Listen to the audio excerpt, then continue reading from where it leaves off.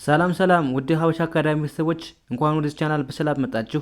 ዛሬ ደግሞ ቆንጆና አጠር አጠር ያሉ ሁልጊዜ ልንጠቀማቸው የምንችላቸውን የእንግሊዝኛ ንግግሮች ይዤላችሁ መጥቻለሁ ማለት ነው። ስለዚህ ቪዲዮውን ሳትሰለቹ እስከ መጨረሻው ማየትና መከታተል ይኖርባችኋል ማለት ነው።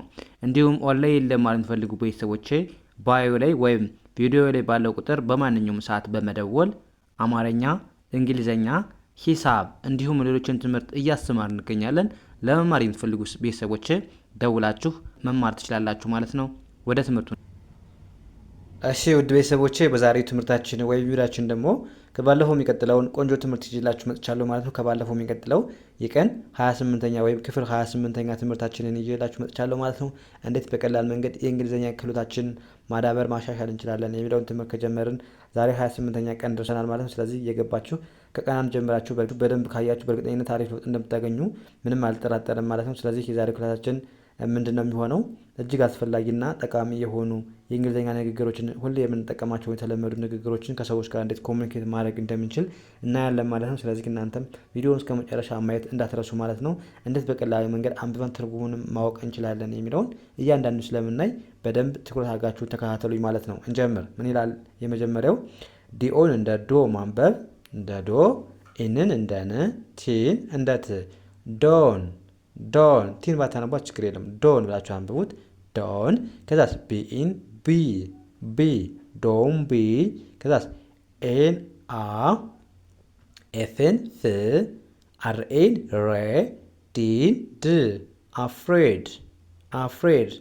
ዶን ቢ አፍሬድ ዶን ቢ አፍሬድ ማለት ነው። አትፍራ ወይም አትፍሬ ስንምላለን ዶን ቢ አፍሬድ። ዶን ማለት አይደለም አይሆንም አታድርግ ለማለት ነው የምንጠቀመው ማለት ነው። አፍራሽ ነው። ቢ ማለት ደግሞ ሁን ማለት ነው። አፍሬድ ማለት ደግሞ ፍርሃት ማለት ነው። ስለዚህ ዶን ቢ አፍሬድ ካለን ማለት ነው አትፍራ ወይም አትፍሬ እያለን ነው ማለት ነው። ከዛስ መልሳችን ምን ሊሆን ይችላል? የዚህኛው መልስ አይን እንደ አይ ማንበብ ነው። ዳብሊው አይን እንደማንበብ ዳብሊው አይን እንደ ዊ፣ ሁለቱንም ኤል በአንድ ድምፅ ል ብለን ማንበብ ዊል ዊል። ቢኢን ቢ ብለን ማንበብ ቢ። ከዛስ ቢን እንደ ብ፣ አርኤን እንደ ሬ፣ ቪኢን ቭ ብለን ማንበብ ብሬቭ ብሬቭ። አይ ዊል ቢ ብሬቭ አይ ዊል ቢ ብሬቭ ምን ማለት ነው? ደፋር ሆናለሁ ደፋር ሆናለሁ ስንል አይ ዊል ቢ ብሬቭ። አይ ዊል ማለት ገና ለወደፊት፣ አይ ዊል ቢ ስንል ገና ለወደፊት እንደዚህ ሆናለሁ ስትሉ ነው። ብሬቭ ማለት ደግሞ ደፋር ማለት ነው። ስለዚህ አይ ዊል ቢ ብሬቭ ካልን ደፋር እሆናለሁ እያልን ነው ማለት ነው። ከዛስ ዲኦን እንደምን ማንበብ ነው? ዲኦን እንደ ዶ፣ ኤንን እንደ ን፣ ቲን እንደ ት። ዶን ዶን። ጂአይን ጊቭ ለማንበብ ቪኢን ቪቭ ለማንበብ ጊቭ። ዩፔን አፕ ለማንበብ ዶን ጊቭ አፕ ዶን ጊቭ አፕ ምን ማለት ነው? ተስፋ አትቁረጥ። መቼም ቢሆን ተስፋ አትቁረጥ ስንል ዶን ጊቭ አፕ እንላለን። ዶን ማለት አታድርግም ወይም አይሆንም አይደለም እንደማለት ብያቸዋለሁ።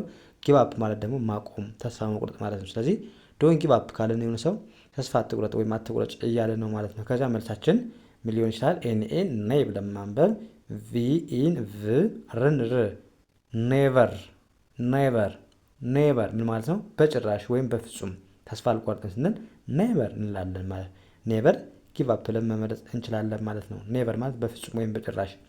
ከዛስ ኤስኤን እንደማንበብ አለብን። ኤስኤን እንደ ሲ ማንበብ ሲ። ዋይ ኦዩን እንደ ዩ እናነባለን።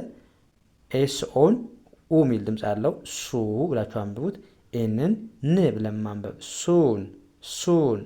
ሲ ዩ ሱን ሲ ዩ ሱን ምን ማለት ነው? በቅርቡ እንገናኝ በቅርቡ እንገናኝ ስንል ሲ ዩ ሱን እንላለን። ሲ ዩ ስንል እንገናኝ እያለ ነው። ሱን ማለት ደግሞ ማለት ነው በቅርቡ ማለት ነው። ስለዚህ በአንድ ላይ ሲ ዩ ሱን ካልን በቅርቡ እንገናኝ እያለ ነው ማለት ነው። ከዛ መልሳችን ግልጽ ነው። ኤስኢን ሲ ብለን ማንበብ ነው። ሲ አለን። ዋይ ኦዩን ዩ ብለን ማንበብ ሲ ዩ ምን ማለት ነው? እንገናኝ እንገናኝ ብለን መለስን ማለት ነው በቀላሉ። ያ ወደ ቀጣይ እንሂድ። ኤ አርኤን እንደማንበብ ነው። አር ብለን ማንበብ አር። ዋይ ኦዩን ዩ ብለን ማንበብ አርኤን እንደማንበብ ነው። እንደ ሬ ሬ። ዲዋይን ዲ ብለን ማንበብ ሬዲ ሬዲ። አር ዩ ሬዲ አር ዩ ሬዲ ምን ማለት ነው? ዝግጁ ነህ ወይም ዝግጁ ነሽ ለማለት ምን እንላለን ማለት ነው? አር ዩ ሬዲ። አር ዩ ስንል አንተ ወይም አንቺ፣ ሬዲ ማለት ደግሞ ዝግጁ ማለት ነው። ዝግጁ መዘጋጀት ማለት ነው። ስለዚህ አር ዩ ሬዲ ዝግጁ ነህ ወይም ዝግጁ ነሽ እያለን ነው ማለት ነው። ከዛስ መልሳችን አዎ ከሆነ ዋይን እንደ የ ማንበብ፣ ኤስን ስ የስ የስ። ከዛስ ኤልን ሌ ብለን ማንበብ፣ ቲን ት ብለን ማንበብ፣ ኤስን ስ ሌስ ሌስ። ጂኦን ጎ ሌስ ጎ ሌስ ጎ። የስ ሌስ ጎ ምን ማለት ነው? አዎ እንሂድ፣ አዎ እንሂድ ለማለት የስ ሌስ ጎ እንላለን ማለት ነው። የስ ማለት አዎ፣ ሌስ ማለት እንደዚህ እናድርግ ነው ብያቸዋለሁ። እንደዚህ እናድርግ ለማለት ሁለት ወይም ከዛ በላይ ሆነን የሆነ ነገር ለማድረግ ከፈለግን እንደዚህ እናደርግ ለማለት ሌስ እንላለን። ጎ ማለት ደግሞ መሄድ ማለት። ስለዚህ ሌስ ጎ ካልን የስ ሌስ ጎ ካልን አዎ እንሄድ ብለን መለስን ማለት ነው። ዝግጁ ነኝ እንሄድ እያልን ነው ማለት ነው። ከዛስ ኤ አር ኢን ምን ብለን ማንበብ አለብን? ኤን እንደ አ ማንበብ ነው። አር ኢን ር ብለን ድምፅ አለው። አር አር ዋይ ኦ ዩ ዩ ብለን ማንበብ፣ ኤች ኤን ሃ ፒ ዋይን ፒ ብለን ማንበብ፣ ሃፒ። አር ዩ ሃፒ? አር ዩ ሃፒ ምን ማለት ነው? ደስተኛ ነህ ወይም ደስተኛ ነሽ ስንል እንላለን አር ዩ ሃፒ። አር ዩ ስንል ምን ማለታችን ነው? አንተ ወይም አንቺ ጥያቄ ነው። አር መጀመሪያ ከመጣች ጥያቄ ነው ማለት ነው። አር ዩ ስንል አንተ ወይም አንቺ ብለን የሆነ ጥያቄ ልንጠይቅ ነው። ሃፒ ማለት ነው ደስተኛ። ስለዚህ አር ዩ ሃፒ ስንል አንተ ነህ ምን ሃፒ ማለት ደግሞ ደስተኛ። ስለዚህ ደስተኛ ነህ ወይም ደስተኛ ነሽ ስንል አር ዩ ሃፒ እንላለን ማለት ነው።